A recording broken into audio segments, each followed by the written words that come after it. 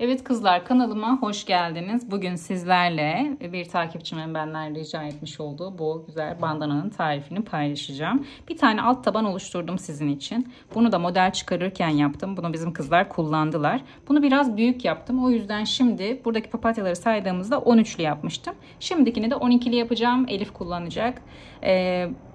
Bu 12'li kısmı ben tamamladım. Sadece kenarlarını geçmek kaldı. Şimdi sizinle birlikte buradan başlayacağız. Birkaç sıra gösterdikten sonra hepsi zaten aynı gidiyor. Yarımla başlıyor. 1, 1,5, 2, 2,5, 3 diye arttırıyoruz.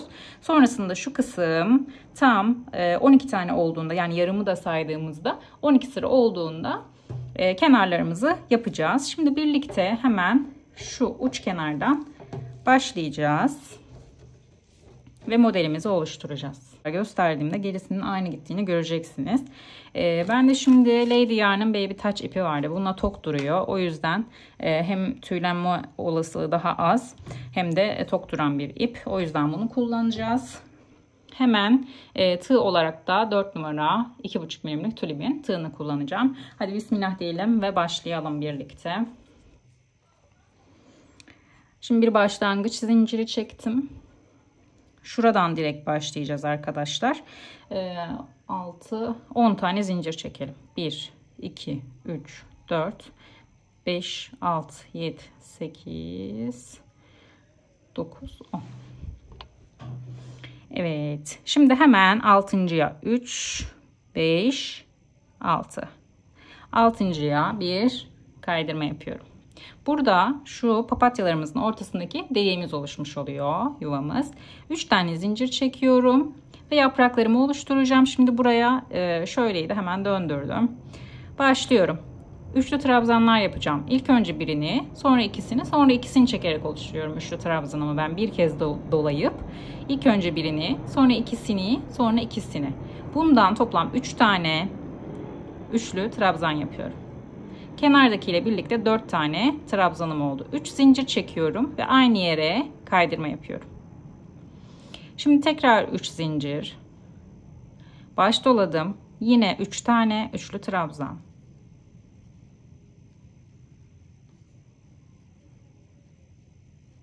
Ve bakın şu kısmımız tamamlanmış oldu. Şimdi şurayı yapacağız birlikte.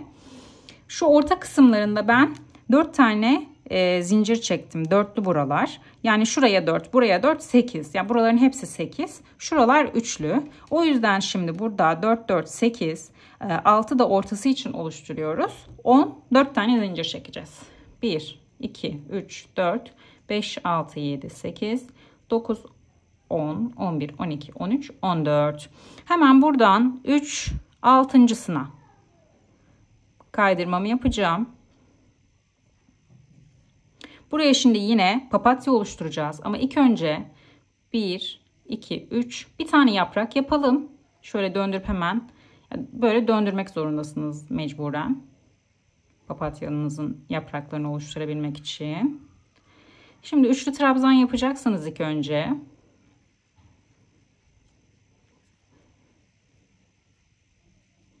Şimdi 3 tane üçlü trabzan yaptım. Bir tane de burada 3 tane zincir çekmiştim. Toplam 4 tane oldu. Şimdi 1, 2, 3, 4 tane zincir çekiyorum. Şöyle ya modelim. Şuraya bakın. Şuraya bunu birleştireceğim. Şöyle göstereyim size. Sonra buradan yine 4 zincir yapacağım. Ve buraya tekrar şu kısma kaydırmamı yapacağım. Bakın böyle. Neresi oluştu? Şurası oluştu. Şimdi buradayım. Hemen zincir çekip kaydırmamı yapacağım. Ve 3 tane yaprağımı da yapınca buraya gelmiş olacağım. Yani ileri geri ileri geri olan bir model. Şimdi hemen 1, 2, 3 zincir çektim. Yuvama kaydırmayı yaptım. Ve diğer yapraklarımı oluşturacağım. 3 zincir. Bir tane baş dolayıp yapıyorum üçlü trabzanımı. 3 tane üçlü trabzan. 3 tane zincir ve kaydırma. 1, 2, 3 tane zincir. Hemen diğer yaprağımı, 3. yaprağımı yapıyorum. Aralarda 3 tane üçlü trabzan yapıyorum. Bakın. Bakın 1, 2, 3 zincir çekiyorum. Kaydırdım. Şimdi son yaprağımı yapacağım. 3 zincir çektim. Baş doladım. 3 tane üçlü trabzan yapacaksınız.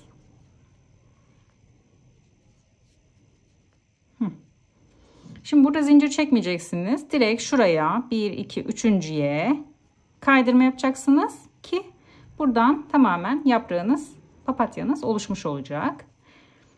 Tam şuradayım bakın. Yani şöyle tuttuğumda buradayım. Şimdi de burayı yapacağız. Yine ne yapıyordum? 14 tane zincir çekeceğim. 1, 2, 3, 4, 5, 6, 7, 8, 9, 10, 11, 12, 13, 14. Ne yapıyordum? 6.'sına kaydırma yapacağım. Yuvamı oluşturacağım. Şöyle döndürüp 3 zincir. Hemen ilk önce bir tane yaprak oluşturuyoruz. Üçlü trabzan yapacağız. 3 tane. 3 zincir çekerek başlıyoruz ve 3 tane üçlü trabzan yapıyoruz. Bakın şöyle. Şöyle koyayım, hatta anlayacaksınız. Neredeyim? Buradayım. Şimdi buraya kaydırma yapmam gerekecek. Hemen buraya nasıl kaydırma yapıyordum aralarda? 4 zincir çekerek. Şuralar 4, 4, 4, 4. Evet. 1, 2, 3, 4 tane zincir çektim. Bakın şuradayım. Hemen şuraya, yani buraya kaydırmamı yapacağım. Şimdi bu yarım oluşturduğum yapraktan bu tarafa doğru gidiyorum ya. Bir tane daha oluşturacağım. Nasıl? 1, 2, 3, 4, 5, 6, 7, 8, 9, 10, 11, 12, 13, 14 tane zincir çektim. Ne yapıyorum? 6.'sına kaydırma yapacağım. 3, 6. Bakın. Şimdi 3 zincir çekelim. Döndürelim. Bir tane yaprak yapalım. En kenarlarda bir tane yaprak yapıyorsunuz. Sonra alt kısmındaki yerle birleştiriyorsunuz. Orayı da nasıl yapıyorduk? Şimdi göstereceğim. 3 tane üçlü trabzan yaptık. Şöyle düz bir şekilde koyayım bakayım. Neredesiniz? Onu da göstermiş olacağım. Bakın şuradasınız ya.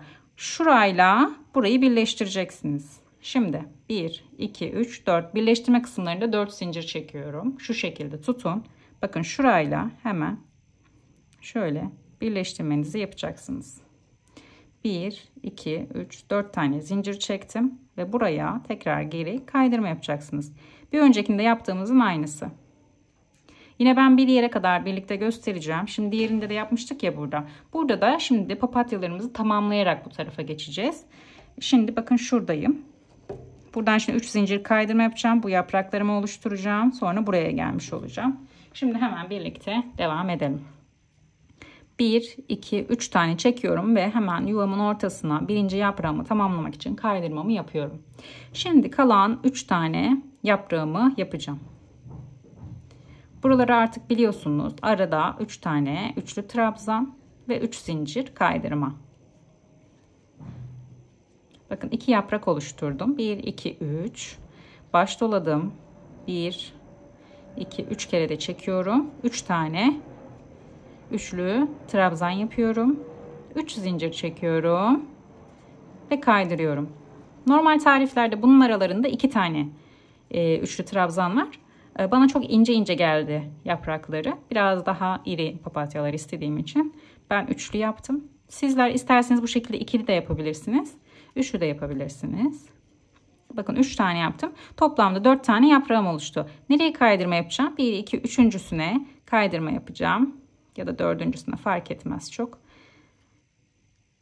Evet, şimdi buradayız ya. Buradan buraya geçiş yapacağız. Ne yapacağız? Aralarda 4 4'tü ya. Ama tabii ki yarım yarım değil. Şurayı yapacağız. Üst tarafı işlerken buraya kaydırma yapacağımız için burayı 8 tane çekeceğiz.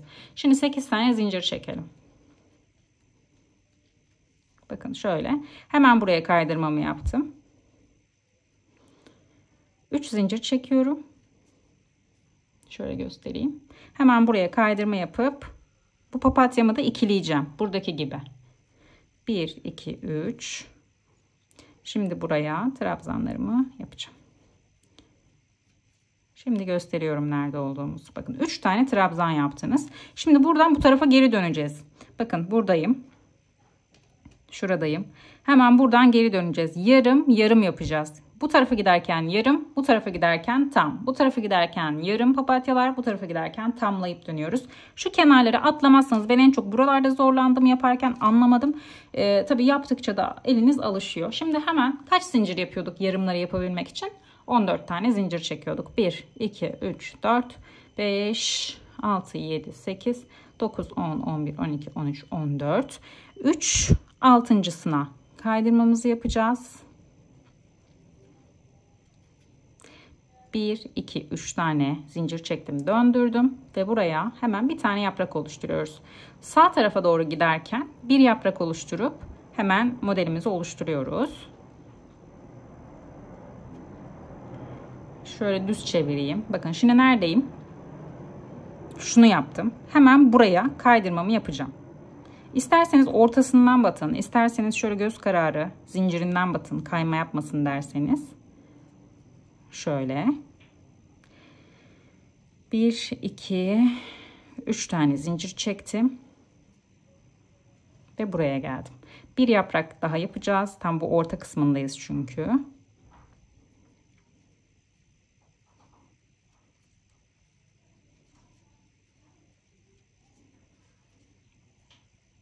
Şimdi ikili yaprağımızı yaptık. Buraya kaydırma yapacağız. Ne yapıyorduk kaydırma yaparken? 4 zincir yarım olduğu için şuraya kaydırdım bakın. Şimdi bir model daha oluşturacağız böyle yarım. O yüzden 14 zincir daha çekiyoruz. 4, 5, 6, 7, 8, 9, 10, 11, 12, 13, 14. Hemen 3, 6.sına pes etmeyin. 4 sıra falan gittikten sonra olay ortaya çıkıyor zaten. 1, 2, 3 tane zincir döndürdüm. Yaprağımı oluşturuyorum. Hemen kenardayım. Ne yapıyordum kenardayken? 3 zincir çek, 3 tane üçlü trabzanımı yapıyorum. 1, 2, 3, 4 tane zincir çekiyorum. Şimdi modelim böyle ya. Şimdi buraları oluşturuyorum. Ne yapıyorum? Gitgide büyüyorum. Buraya kaydırma yapmam gerekiyor. 1, 2, 3, 4. Buraya kaydırmamı yaptım. Bakın. Bir tane yaptım. 1,5. Şimdi burayı da oluşturacağım. Tam 2 olacak. Mesela burada 1,5 var ya. Burayı da dönerken şimdi birlikte döneceğiz. Burasında da 2 tane papatyamız olmuş olacak. Yani tam burayı yapmış oluyoruz. Evet, tam kenardayım. Şimdi hemen yaprağımı, yarımdı, onu tamamlayalım. Bir tane yaprak oluşturmuş olduk. 3 tane daha yapacağız. 3 tane üçlü trabzan. 1, 2, 3 zincir.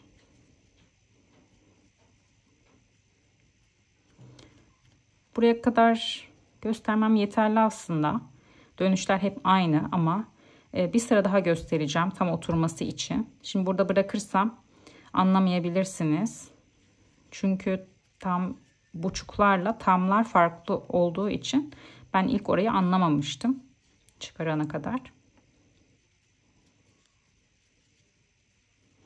Evet, 3 tane trabzan yaptım ya. Buradaki zincirimle birleştireceğim için yaprağımın tamamlanmış olacak burada. Bakın burası. Şimdi bu arada direkt 8 tane zincir çekip buraya kaydırma yapacağım. 1, 2, 3, 4, 5, 6, 7, 8. Buraya kaydırma yaptım. Evet, şimdi ne yapıyorum? 3 zincir çekiyorum.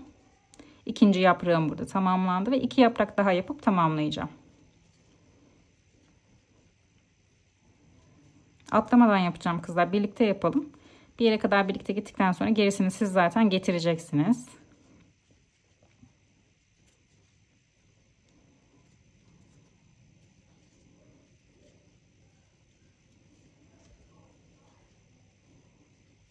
Üç tane üçlü trabzan yaptım. Yine bakın buradakinin aynısı. Şuraya kaydırmamı yapalım. Üçüncüsüne. Bakın hemen 2 tane burada hazırlanmış oldu. Şöyle. Şimdi burayı yapacaksınız. Şurayı. Hemen birlikte ne yapıyorduk? 14 tane zincir çekiyorduk yuva oluşturabilmek için. 3, 4, 3 mü oldu? 3, 4, 5, 6, 7, 8, 9, 10, 11, 12, 13, 14. Altıncısına kaydırma yapacaksınız. 3, 6, 1, 2, 3,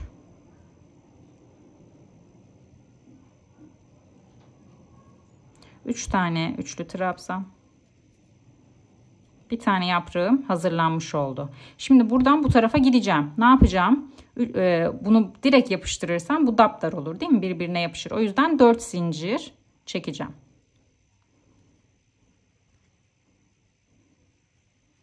Nereye kaydırma yapıyorum? Şuraya kaydırma yapıyorum. Şimdi bakın burada yuvanızı oluşturdunuz. Bu tarafa giderken yuvaları oluşturuyorsunuz. Bu tarafa giderken tamlıyorsunuz. Şimdi buraya dönüyorum ve yuvalarımı oluşturarak gidiyorum. 14 zinciri tekrar çekeceğim. 3, 4, 5, 6, 7, 8, 9, 10, 11, 12, 13, 14. 3, altıncısına kaydırma yaptım. 1, 2, 3 zincir çektim.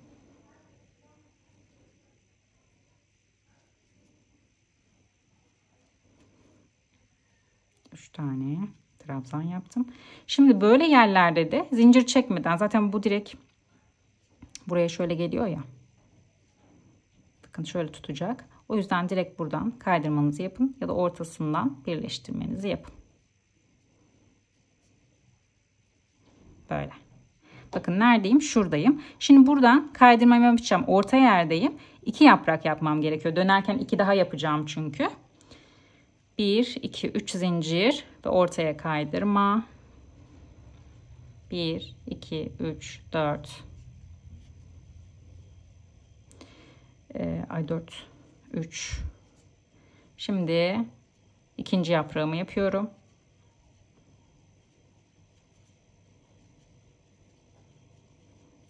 Evet, bakın buradayım. Şöyle tutacağım şimdi sizin için. Şuradayım. Şimdi ne yapıyorum? Hemen şuraya 4 zincirle kaydırmamı yapacağım. Aralarda 4 zincirde. Bakın şöyle gösteriyorum. Bununla bunu.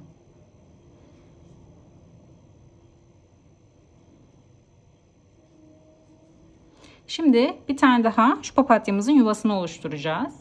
Yine 14 tane zincir çekiyorsunuz. 3, 4, 5, 6. Altıncıya kaydırma yapıp ortamızı oluşturuyoruz papatyamızı. 1, 2, 3 döndürdüm. Hemen yaprağımı yapıp kenara kaydırmamı yapacağım. 3 tane üçlü trabzan yapıyorum.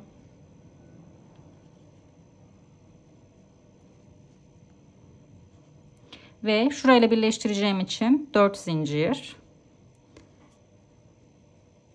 Şurayla. Bakın şu kenarlarımız vardı ya. Oraları yapıyorum şimdi.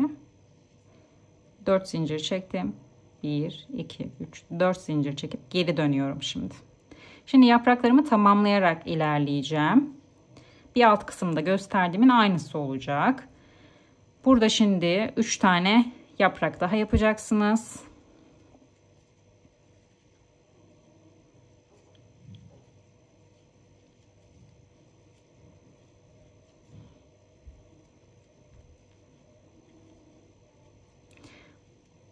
Sol tarafa gidiyorum. Sol tarafa giderken yapraklarımı, çiçeklerimi tamamlayarak gidiyorum.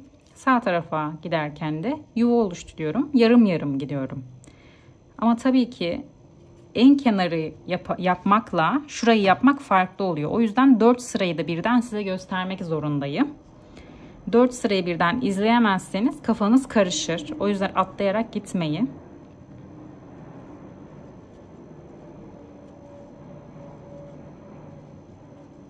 Evet, bakın şuralarda 8 yapmıştık ya, hemen ortasına batalım yaprağımızı, kenar kısmı sayıyorum ve buradan şu yaprağımı bitirmiş oluyorum. Bunlara mutlaka bittikten sonra ütü yapacağız arkadaşlar. Şimdi bakın buradayım. Giderken ne yapıyorduk? 8 çekiyorduk sola giderken. 3, 4, 5, 6, 7, 8 tane zincir çektik. Hemen buraya kaydırmamı yaptım ve 2 tane yaprağı olan papatyamı 4'e tamamlayacağım.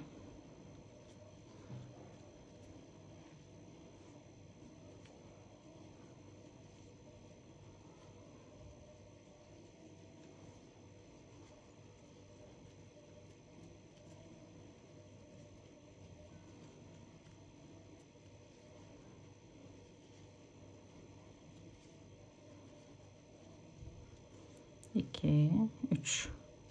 Evet, hemen ortadan şu kısmından kaydırmamı yapıyorum. Ve kenara geliyorum. Kenara da gelirken yine şu orta kısmında 8'imizi yapıyoruz ilk. 3, 4, 5, 6, 7, 8. Şuraya kaydırmamı yapıyorum.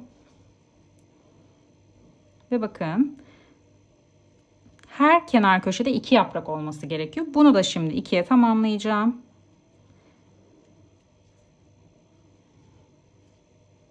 Üç tane. 3 trabzan yapıyorum. Evet, bakın. Şuradayım. Şunları bir düzelteyim. Tam anlaşılsın. Şuradayım. Şimdi ne yapacağım? Buradan dönerken yuvalarınızı oluşturacaksınız. Yarım yuvalarınızı 14 zincir çekerek, 14 zincir çekerek, 14 zincir çekerek. Sonra da tekrardan geri dönerken şurayı kaydırmayı unutmayın. Sonra da tamamlayarak gidiyorsunuz. Burayı da göstereyim size. Sonrakilerin hepsini geri dönerek izleyebilirsiniz. Yani buradan tekrar izleyebilirsiniz. Aynı şeyler olur. Yani artık izlemeye de gerek yok zaten. Şimdi tam şurayı yapacağım. O yüzden 14 zincir çekerek yaprağımı bir yapayım. 1, 2, 3, 4, 13, 14. 3 altıncısına kaydırma yapacağım. Bir tane yaprak yapacaksınız. Buraya göstereyim. Gerisi zaten size gelecek.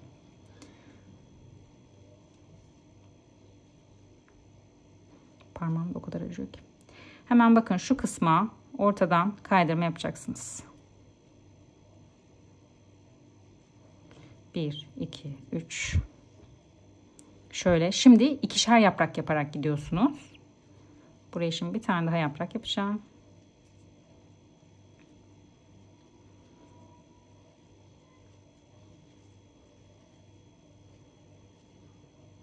Şuraya kaydırma yapacağım. Bu yüzden 4 zincir çekiyorum. Şuraya.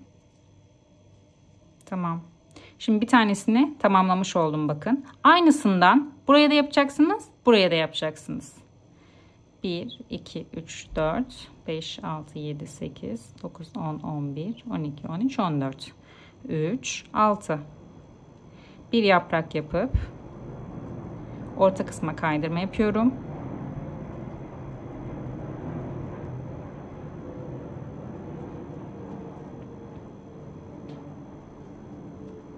Şu orta kısma kaydırmamı yapacağım. İkinci yaprağımı yapıp zincir çekerek kaydırmamı yapacağım. 1, 2, 3. Anlamayanlar yavaşlata yavaşlata izlesin arkadaşlar.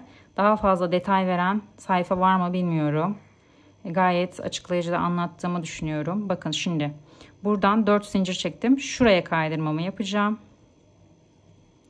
Şimdi ikinci yarımımı yaptım. Bakın burada 2,5'tu ya. Şimdi burayı 3'e tamamlayacağız. 3 tam papatya. Şimdi kenardaki papatyamızı da yapacağız. Hemen 2, 3, 4, 5, 6, 7, 8, 9, 10, 11, 12, 13, 14. 3, 6. kaydırmamı yaptım. 1, 2, 3 zincir döndüm. İlk önce bir yaprak yapıyorum. En kenar köşeler hep aynı zaten. Şöyle üçlü trabzan yaptım 3 tane. 1, 2, 3, 4 zincir çektim. Ve şuraya bakın şu kısımlarım, kenarlarım. Buraya kaydırmamı yapacağım. 1, 2, 3, 4. Bu kadar. Şimdi yapraklarınızı tamamlayarak ileri gideceksiniz. Artık tamam, buradan sonrasını göstermeyeyim. Şimdi buradan devam ediyorsunuz. Örneğin 3 zincir çektiniz. 3 yaprak yaptınız. 8 zincir, 2 yaprak daha. 8 zincir, 2 yaprak daha. Nereye geldiniz? Buraya geldiniz. Burada yine yuva oluşturacaksınız. 14 tane. Sonra birinci yaprağı yaptıktan sonra 4 zincir çekip şuraya batacaksınız. Sonra tekrar yarım yuva yapacaksınız. Ondan sonra ortaya, ilk önce bir yaprak yaptıktan sonra ortaya, ikinciden sonra da 4 zincir çekip buraya. Zaten burada yaptıklarımın aynısını yapacaksınız. Artık model zaten büyüyor. Bakın yarımdan 3 olana kadar gösterdim size. Yarım, 1, 1,5, 2, 2,5. Üçüncüyü de şimdi böyle dönerek tamamlıyoruz. Evet kızlar, şimdi Örerken şunu fark ettim ki birleştirmelerimi yaparken, hatta söktüm şimdi. Burada bahsetmiştim ya, 1 2 yarımla birlikte 1 2 3 4 5 6 7 8 9 10 11 12 13. Ben 13 yapmıştım. Ama bu bence büyük geldi. Bağladığın zaman tam alt kısmına, çocukların böyle ense kısmına şöyle birleştiğinde biraz da örgü olduğu için tabii ki genişliyor ve bence bu büyük oldu. Dedim ki hani 13 yerine 12 yapalım dedim. Şimdi 12 yapıp kaydırma yaptığımda bir baktım uç kısımda 2 ile bitti. Yani 3 2 1 diye yarım yarım da gittiği için 2 ile bitti. Tam 1 ile bitmesi için, yani tam şu ucunda bir tane papatya kalması için sizin şu sayıları tek yapmanız gerekiyormuş. Yani ben 12 istemiştim ama 12 olmadı. Şimdi burayı o yüzden 11 yapacağım. Yarımla birlikte 1 2 3 4 5 6 7 8 9 10. Bakın şu yarımla birlikte 11 oldu. Şimdi buraya kadar siz artırmalarınızı yaptığınızda, şunu birlikte yaptık ya. Bunları böyle işte 1, 1,5, 2, 2,5, 3, 3,5, 4. Buraya kadar yarımla birlikte 11 olana kadar. Yani tek rakam olması lazım ki ucuna tek düşsün. Eğer 12 yaparsanız, 12.'ye gelmiş olursanız burası 2 olur. Yani kaydırmalarınızı yaptığınızda uç kısımda 2 tane papatya kalır. Ama bir tane papatya kalsın istiyorsanız mutlaka sayınızın tek olması lazım. Şuradaki sayının tek olması lazım. Şu yarımları da sayarak. Saydım, toplamda 11 tane oldu. Hemen ben şu uç kısmından şu bağlama kısmını şimdi sizlerle birlikte yapacağım. Hatta hemen başlayalım. Şimdi burada kaydırmamızı yaptık. Buraya kadar geldik. 4 zincir çektik. Sonra buraya kaydırdık. Bunu yaptık. İkinci yaprağımızı yaptıktan sonra bağlantı kısmımızı yapacağız. Bunun için 60 artı yuvayı da oluşturmak için 14, 74 tane zincir çekeceğiz. 3, 4, 5, 6.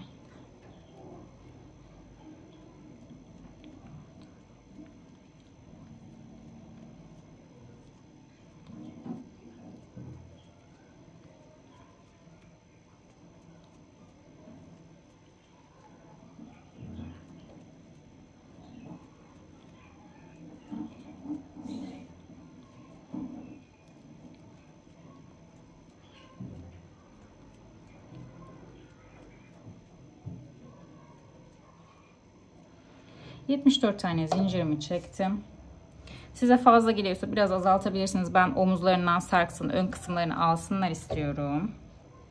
O yüzden 74 çektim. Şimdi yuvada oluşturacağız. Şimdi uç kısma ben papatya yapacağım. Ne yapıyorduk? Yuvamızın yuvarlak kısmı için 6.'ya batıyorduk. Hemen 6.'ya battım. Kaydırmamı yaptım. 3 zincir çektim. Hemen papatyalarımı oluşturacağım. Yine üçlü trabzanlar yapacağım. 3 tane.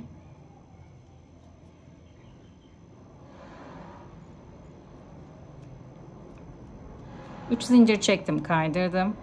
Toplamda yine 4 yapraklı olsun istiyorum.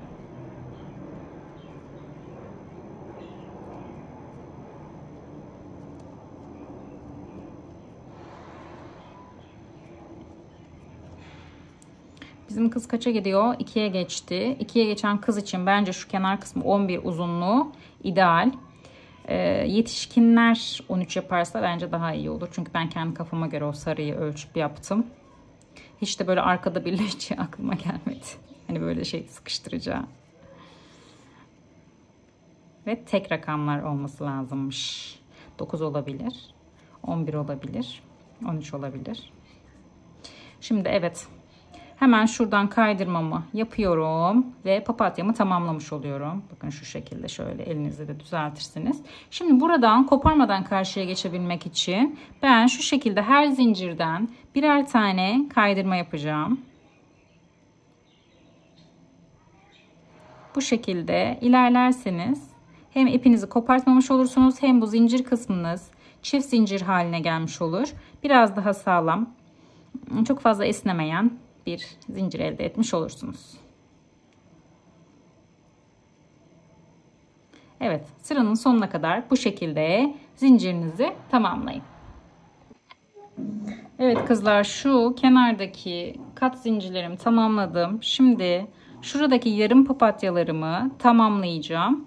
Bu kenarların hepsini aynı o şekilde kenarları kapatarak döneceksiniz. Şu uç kısmında sadece 3 yaprak yapacaksınız ve bu tarafa döneceksiniz. Onun haricinde buralar 2 diye yapraklarınızı tamamlayacaksınız. Şimdi burada 3 zincir çekip kaydırmamı yaptım. İkinci yaprağım tamamlandı. 3 zincir çektim. 3 tane üçlü trabzan yapıyorum.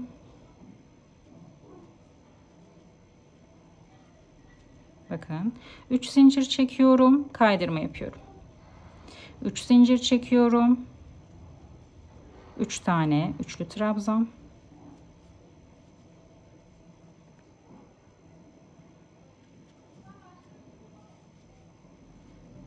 Ve şu aradaki zincirime dördüncüsüne ya da üçüncüsüne kaydırma yapabilirsiniz. Bakın şöyle. Şimdi ortada 8 zincir çekiyorduk. Ve diğerine geçiyorum.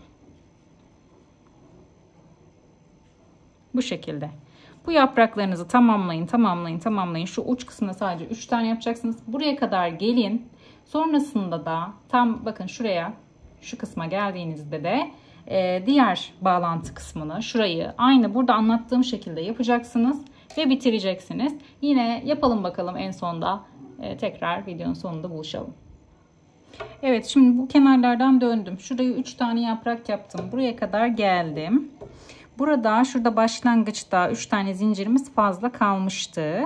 3 tane üçlü trabzan yaptıktan sonra hemen bunun şuradan kaydırarak birleştirmesini yapıyorum. Bundan sonra da